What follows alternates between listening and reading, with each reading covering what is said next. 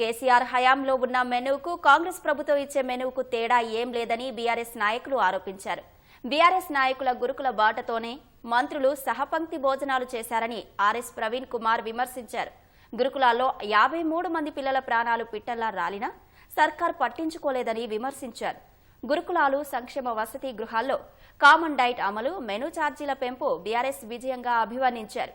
కేసీఆర్ హయాంలో గురుకులాలు, సంక్షేమ హాస్టళ్ల స్థితిగతులపై రేవంత్ ప్రభుత్వం చర్చకు రావాలని ఆర్ఎస్ ప్రవీణ్ కుమార్, బాల్క సుమన్, ఎర్రోల శ్రీనివాస్ సవాల్ విసిరారు. 53 మంది పిల్లలు పిట్టల్లాగా రాలిపోతుంటే మొద్దు నిద్రపోయిన ప్రభుత్వం, మంత్రులందరూ కూడా నిన్న నిద్రలేచి స్కూళ్ళకు పోయినారంటే it is only because of KTR గారు డిజైన్ చేసిన గురుకుల బాటనే అని చెప్పే విషయం మాత్రం తెలంగాణ ప్రజలందరూ కూడా గుర్తించారు.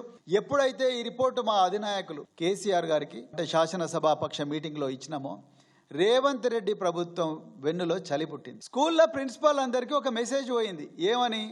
కేవలం తల్లులను మాత్రమే అనుమతించండి. ఆనాడు కేసీఆర్ గారి ప్రభుత్వం 2017లో డైట్ ఛార్జీలు పెంచి అన్ని సంక్షేమ పాఠశాలకు పోయింది. మెను సన్న బియ్యం ఇచ్చి నెయ్యి ఇచ్చిన గొప్ప మానవతావాది కేసీఆర్ గారు. ఈ మెనుకు మా మెనుకు ఏమి తేడా లేదు. 40% పెంచిన, విప్లవం సృష్టించిన ఇంత వనభోజనాల డ్రామా ఎందుకు రేవంత్ రెడ్డి గారు? వీళ్ళు అసెంబ్లీలో రేపు ప్రభుత్వాన్ని నిలదీస్తారు అని చెప్పి భయపడి మొన్న ఆ జీవో ప్రకారం కాస్మెటిక్ ఛార్జీలు ఇంతవరకు విద్యార్థుల జేబులల్లో పడలేదు.